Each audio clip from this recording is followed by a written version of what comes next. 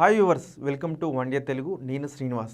దేశ అభివృద్ధిలో అన్నదాతల ప్రాముఖ్యతను గుర్తించిన కేంద్ర ప్రభుత్వం వారికి ప్రభుత్వ ప్రైవేట్ ఉద్యోగుల మాదిరిగానే ప్రత్యేక గుర్తింపు సంఖ్యను యూనిక్ ఫార్మర్ ఐడి అందించాలని నిర్ణయించింది.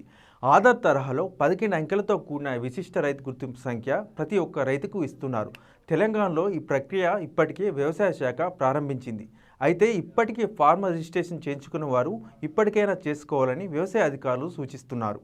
దీనికోసం మీ సేవకు వెళ్ళి దరఖాస్తు చేసుకోవచ్చని చెప్తున్నారు. లేకుంటే ఈఓ వద్దకు వెళ్ళినా ఫార్మర్ రిజిస్ట్రేషన్ చేస్తారని పేర్కొన్నారు. ఫార్మర్ రిజిస్ట్రేషన్ కోసం మీ ఆధార్, వ్యవసాయ భూమి పాస్బుక్ జిరాక్స్ సరిపోతుందని చెప్తున్నారు. అయితే ఫార్మర్ రిజిస్ట్రేషన్ దరఖాస్తు చేసుకున్న వారు దరఖాస్తు స్టేటస్ తెలుసుకోవచ్చు.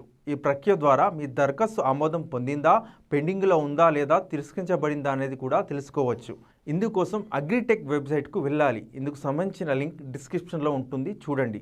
అయితే ఈ విశిష్ట రైతు గుర్తింపు సంఖ్య వల్ల రైతులు భవిష్యత్తులో కేంద్ర ప్రభుత్వం ప్రవేశపెట్టే అన్ని వ్యవసాయ పథకాల లబ్ధి పొందవచ్చు. ఫార్మర్ రిజిస్ట్రేషన్ చేస్తే రైతుల పూర్తి వివరాలు ప్రభుత్వానికి అందుబాటులో ఉంటాయి. దీంతో రైతులకు రావాల్సిన పథకాలు సకాలంలో అందుతాయన్నారు. రైతు రిజిస్ట్రేషన్ ఉంటే పీఎం కిసాన్, రైతు బీమా, పంటల బీమా, ఎరువులు, విత్తనాలపై సబ్సిడీ వస్తుందని చెప్తున్నారు.